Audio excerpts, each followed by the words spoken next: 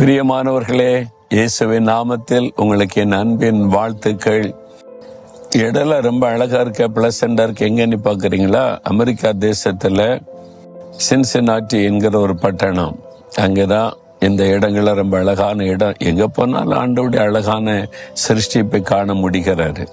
இந்தியாவில் எல்லா தேசத்திலையுமே பிரம்மாண்டமான ஆண்டவருடைய சிருஷ்டிப்புகள், ஒவ்வொரு தேசத்துல ஒவ்வொரு விதமான அழகை பார்க்க முடிகிறாரு. அதனால தான் இந்த இடங்களை பார்க்கும்போது நீங்க ஆண்டவரை துதிக்கணும். இவ்வளவு அழகாக மனிதர்களுக்காக தேவன் இந்த உலகத்தை உருவாக்கி கொடுத்தாரே, ஆண்டவருக்கு ஸ்தோத்திரம். இந்த அழகான உலகத்தை மனிதன் தான் பல காரியங்களினாலே கெடுத்து விட்டான். இயற்கைகளை பாதிக்கிற மாதிரி சுயநலத்திற்காக பல தீங்குகளை மனிதன் உண்டாக்குனதுனால தான் நிறைய பாதிப்புகள். ஆனா நம்ம பாதுகாக்கணும். இயற்கை என்பது தேவனால் சிருஷ்டிக்கப்பட்டவைகள். அவைகளை பாதுகாக்கிறதுல நம்ம கவனம் செலுத்தணும். நம்ம அதை அசட்டை பண்ணி விடக்கூடாது. அதற்காக தேவனை நாம துதிக்க வேண்டும். இப்போ ஒரு விழிப்புணர்வு எல்லா இடத்திலும் மரங்களை நாட்டணும், இயற்கையை பாதுகாக்கணும் என்கிற எண்ணம் வந்திருக்கிறதுல அந்த விழிப்புணர்வுக்காக ஆண்டவருக்கு ஸ்தோத்திரம். நாம் கர்த்தருடைய பிள்ளைகளும் அதை குறித்து சிந்தை உள்ளவர்களாக இருக்கணும். சரி, இந்த நாள்ல ஆண்டவர் எனக்கு என்ன வார்த்தை வைத்திருக்கிறார் நினைக்கிறீங்களா? நீதிமொழிகள் 1 அதிகாரம் 23வது வசனம். என் ஆவியை உங்களுக்கு அருளுவேன், என் வார்த்தைகளை உங்களுக்கு தெரிவிப்பேன். எனக்கு அன்பானவர்களே, எதுக்கு இந்த ஆவி? பரிசுத்த ஆவியானவர் தேவன் தம்முடைய ஆவியை நமக்கு தருகிறாராம். என் ஆவியை உனக்கு அருளுவேன். இந்த ஆவியானவர் வரும்போது அப்போஸ்தலர் 1:8 பார்க்கிறோம், பரிசுத்த ஆவியானவர் வரும்போது நீங்கள் வல்லமை பெற்றுக் கொள்ளுவீங்க. அப்ப இந்த உலகத்துல வாழ்வதற்கு நமக்கு ஒரு வல்லமை தேவை, ஆவிக்குரிய வல்லமை. ஏன்னா நமக்கு ஆவிக்குரிய உலகத்தோடு போராட்டம் இருக்கிறது, பாவ போராட்டம் இருக்கிறது, பிரச்சனை போராட்டம் இருக்கிறது, மனிதரால் வரக்கூடிய போராட்டம் இருக்கிறது.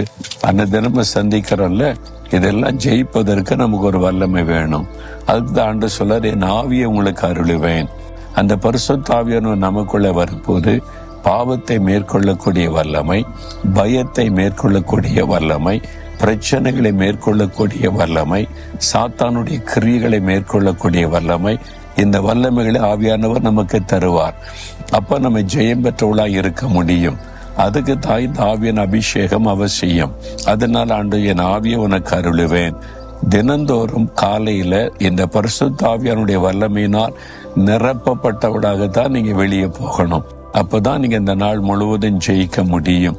அதனால ஆண்டவரே, உம்முடைய ஆவியை எனக்கு அருளும், பரிசுத்தாவினால் நிரப்புன்னு ஜெபிக்கணும்.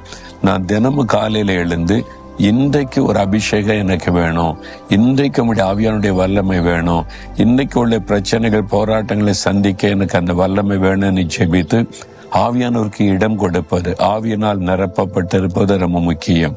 2வது ஆண்டு சொல்லுகிறார், என் வார்த்தைகளை உங்களுக்கு தெரிவிப்பேன். அவருடைய வார்த்தை எனக்கு இதுல என்ன ஆண்டவர் சொல்லுகிறார் என்பது எனக்கு தெரியணும். அப்ப ஆண்டவர் தன்னுடைய வார்த்தைகளை உங்களுக்கு அருளுவாராம். என் மகனே, மகளே, இந்த வாக்கு தத்தத்தை உனக்கு தரேன், இந்த ஆலோசனையை உனக்கு தருகிறேன், இந்த வழி நடத்தலை தருகிறேன். தேவனுடைய வார்த்தை.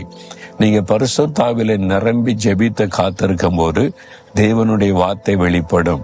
நீங்க பயப்படுறீங்கல்ல, ஒரு பிரச்சனை, நீங்க வெகு நாள் என்ன பண்றது தெரியலன்னு நினைக்கிறீங்கல்ல, ஒரு போராட்டம், அதுல என்ன செய்யணும், எப்படி செய்யணும்னு அவர் தெரியப்படுத்துவார். நீங்க தொடர்ந்து ஜெபிச்சுக்கிட்டே வரணும். அவருடைய குரலை கேட்க வரைக்கும், அவருடைய வார்த்தையை பெற்றுக்கொள்ள வரைக்கும் நீங்க ஜெபிக்க ஜெபிக்க ஜெபிக்க ஆண்டவர் ஒரு நாள் இந்த காரியத்தில் ஒரு வழி நடத்துதலை தருவார். என் வார்த்தைகளை அருளுவேன்னு சொல்லியிருக்கால, கேளுங்க. நம்முடைய வார்த்தை அருளுவேன்னு சொன்னீங்களே, எனக்கு அருளி செய்யுங்க. நீ இன்னைக்கு காலையில கூட நான் ஜெபித்த போது என்னோடு பேசுங்க என்று சொன்ன போது ஒரு வசனத்தை கொண்டு கர்த்தர் என்னோடு பேசினார், எனக்கு ஒரு வார்த்தையை அருளினார். அந்த சந்தோஷத்துல தான் உங்களோட பேசுகிறேன்.